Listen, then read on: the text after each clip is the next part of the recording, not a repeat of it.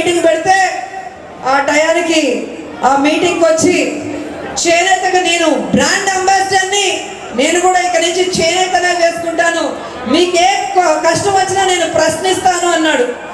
ఈరోజు జిఎస్టీ పన్ను భారంతో మొత్తం టెక్స్టైల్ ఇండస్ట్రీ ఈరోజు మూతపడి వాళ్ళు ధర్నాన్ని ప్రకటించి ఉంటే ఇంతవరకు కనీసం ట్విట్టర్లో కూడా ట్వీట్ చేయకుండా వారికి అండగా నిలబడకుండా మరి ఆయన రబ్బర్ సింగా గబ్బర్ సింగా ఆయనే తెలుసుకోవాలి. ఇప్పటికైనా నిజంగా రాజకీయాల్లోకి రావాలనుకుంటే, ప్రజల శ్రేయస్సే నీకు ముఖ్యం అనుకుంటే ఈ ప్రభుత్వాన్ని నిలదీసి ఆ చేనేత కార్మికుడికి అండగా ఉండాలని కూడా మిమ్మల్ని. చినరాజమ్మ గురించి మాట్లాడాలంటే నాకే జాలేస్తుంది. ఆయన మాట ఆయన ఇంట్లో ఆయన పెళ్ళం కూడా వింటుందో లేదో. అలాంటి ఆయన్ని ఏమన్నానంటే నాకైతే మనసు రావట్లేదు. ఇక యనమల రామకృష్ణ ఉన్నాడే, పాయిజన్, విషం పూసిన కత్తి లాంటి వాడు.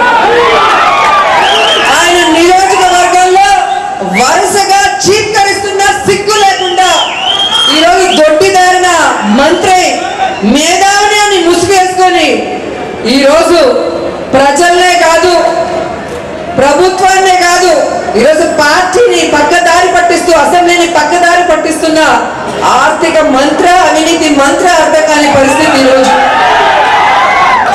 ఎంత సిగ్గులేని కుటుంబం అంటే, యనమల తమ్ముడు కానీ, కూతురు కానీ, అల్లుడు కానీ ఈ జిల్లాని ఏ విధంగా దోచేసుకుంటున్నారో మీ అందరికీ తెలిసిన విషయం. వీళ్ళని ఓడించినా, తరిమి కొట్టినా వీళ్ళకి సిగ్గులేదు. చూసాం చాపరాయి ఏజెన్సీ పాత్రలో 16 మంది గిరిజనులు చనిపోతే చంద్రబాబు నాయుడు అంటాడు అధికారుల తప్పు. అంటే మంచి జరిగితే, ఏదైనా తెలియకుండా అభివృద్ధి జరిగినా, ఏదైనా మంచి జరిగితే అంతా నా వల్ల అంటాడు. ఏదైనా తప్పు జరిగిపోతే అది అధికారుల వల్ల అంటాడు. కానీ తన మంత్రివర్గం వల్ల కూడా ఏ రోజు ఆయన మాట్లాడింది మనం చూడలేదు. ఎందుకంటే 20 రోజులు దాటుతున్న 16 మంది గిరిజనులు చనిపోతే పట్టించుకొని ఇలాంటి ఒక ముఖ్యమంత్రి ఉంటే ఎంత, ఊడితే ఎంత అని మీ అందరూ కూడా ఆలోచించాల్సిన అవసరం ఉంది. ఈరోజు ఈయనకే అహంకారం అనుకుంటే, ఈయన క్యాబినెట్ లో ఉన్న మరి కామినేని శ్రీనివాస్ కి అంతకన్నా బలుపు ఉంది. ఈయన అయ్యప్ప స్వామి గుడిలోనే చెప్పులేసుకొని తిరిగాడు, మీరు సోషల్ మీడియాలో చూసుంటారు. అంత బలుపు ఉన్న క్యాబినెట్ మినిస్టర్.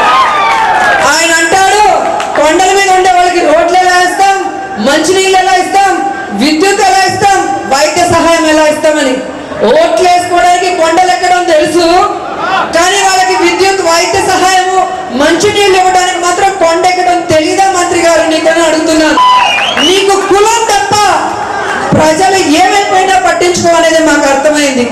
చంద్రబాబు నాయుడు గారి భజన, తెలుగుదేశం పార్టీకి డప్పు కొట్టడం తప్ప మీకు వేరే పని లేదు. నువ్వు అసలు బీజేపీ ఎమ్మెల్యేవా లేదా తెలుగుదేశం పార్టీ ఎమ్మెల్యేవా అని అసెంబ్లీలో ఉన్న మాకే కన్ఫ్యూజ్ వచ్చేలాగా నీ ప్రవర్తన ఉంటుంది. అసలు నిన్ను ఏపీ మంత్రి అన్నారా, బీపీ మంత్రి అన్నారా కూడా అర్థం కాదు.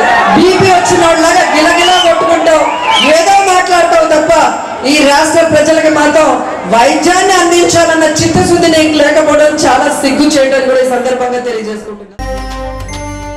చట్టం తన పని తాను చేసుకొని పోయిందంటే అసలు ఇంత దూరం విషయం కూడా వచ్చి ఉండేది కాదు.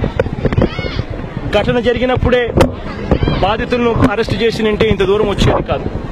ఘటన జరిగినప్పుడే బాధితులను అరెస్ట్ చేసినంటే ఇంత దూరం వచ్చేది కాదు. బాధితులను అరెస్ట్ చేసినంటే ఇంత దూరం వచ్చేది కాదు. బాధితులను అరెస్ట్ చేసినంటే ఇంత దూరం వచ్చేది కాదు. చట్టం తన పని తాను చేసుకొని పోయిందంటే అసలు ఇంత దూరం విషయం కూడా వచ్చి ఉండేది కాదు. ఘటన జరిగినప్పుడే బాధితులను అరెస్ట్ చేసినంటే ఇంత దూరం వచ్చేది కాదు. ఉద్దేశం ఏమిటి అందరినీ కలపడమే. కొంతమంది చేసిన తప్పు అందరూ చేసినారు అని అందరికీ కూడా ఆపాదించాల్సిన పనుల. పొరపాట్ల ప్రతి కులంలోనూ చోటు ఉంటుంది. కులాలకు సంబంధం లేదు. కోర్టు అంటూ తీర్పు, కోర్టు అంటూ దాని మీద అది తీసేస్తే అందరి విగ్రహాలు తీసేయాలి, పెడితే అందరి విగ్రహాలు పెట్టాలి. మన అటువంటిప్పుడు వీళ్ళ విగ్రహాన్ని మాత్రమే అక్కడ పెట్టద్దు అని చెప్పి చెప్పడం ధర్మమేనా అని వాళ్ళు అడుగుతా ఉన్నా. రెండో పాయింట్, ఉద్దేశం ఏమిటి అంటే అందరినీ కలపడమే. కొంతమంది చేసిన తప్పు అందరూ చేసినారు అని అందరికీ కూడా ఆపాదించాల్సిన పనుల. పొరపాటున ప్రతి కులంలోనూ చెడు ఉంటుంది. సో కులాలకు సంబంధం లేదు. కోర్టు అంటూ తీర్పు ఇస్తే, కోర్టు అంటూ దాని మీద అది తీసేస్తే అందరి విగ్రహాలు తీసేయాలి, పెడితే అందరి విగ్రహాలు పెట్టాలి. మరి అటువంటిప్పుడు వీళ్ళ విగ్రహాన్ని మాత్రమే అక్కడ పెట్టద్దు అని చెప్పి చెప్పడం ధర్మమేనా అని వాళ్ళు అడుగుతా ఉన్నా. రెండో పాయింట్, రాష్ట్రాల వారు తెచ్చుకునే సర్పంచుడు నెలకి 40,000, నానా విధముల మేలు. అబ్బాయిలైతే పెళ్లిళ్ళు చేసుకుని హాయిగా ఉంటారు, కార్లు బంగ్లాలు లేకున్నా గాని బానే బతికేస్తారు. మనకేమో 18,000,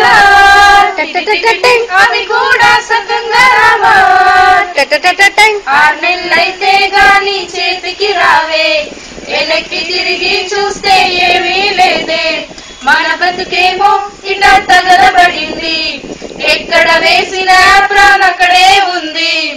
నా ఫ్రెండ్ ఇంజనీరు, జీతం 20,000, బ్యాంక్ బ్యాలెన్స్ ఫుల్, లేనే లేదు లోటు. వారానికి 5 రోజులు పని చేస్తారు, వీకెండ్ అంటూ 2 రోజులు ఎంజాయ్ చేస్తారు.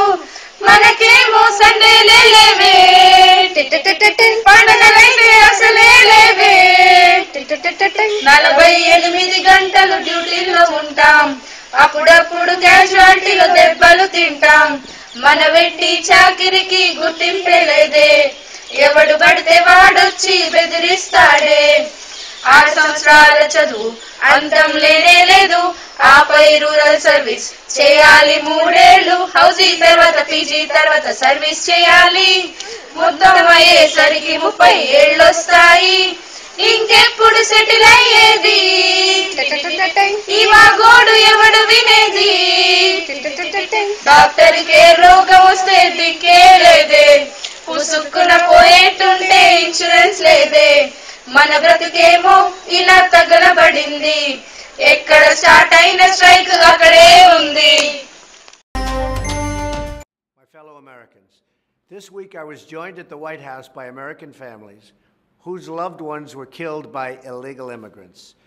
Many of these illegal immigrants had extensive criminal records and had been repeatedly deported. Every single one of these deaths was preventable. These beautiful American lives were stolen because our government refused to do its job. If the government had simply enforced our immigration laws, these Americans would still be alive today. That's why, since the day I took the oath of office, I have been restoring the enforcement of our immigration laws and the protection and defense of our borders. These courageous Americans joined me at the White House to call on Congress to pass 2 bills that I campaigned on during the election. If enacted, these bills will save countless American lives. The first bill, Kate's Law, is named for Kate Steinle, who was killed by an illegal immigrant who had been deported 5 times. This law will enhance criminal penalties for those who repeatedly re-enter our country illegally. The second bill, the No Sanctuary for Criminals Act, will block federal grants to jurisdictions that shield dangerous criminal aliens from being turned over to federal law enforcement. On Thursday, I am glad to report these 2 bills passed the House of Representatives. This represents a crucial step toward ensuring our public safety and national security.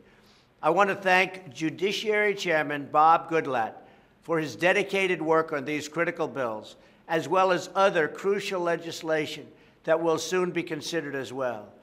I also thank leadership for advancing these life-saving measures. I now call on the Senate to take up these bills and send them back to my desk for signature as soon as possible. We need security. We need safety in our country. And I call on all members of both parties to stand united with victims to stop these terrible and senseless crimes from ever happening in the first place. This legislation presents a simple choice. Either vote to save and protect American lives, or vote to shield and comfort criminal aliens who threaten innocent lives. And they've been shielded too long.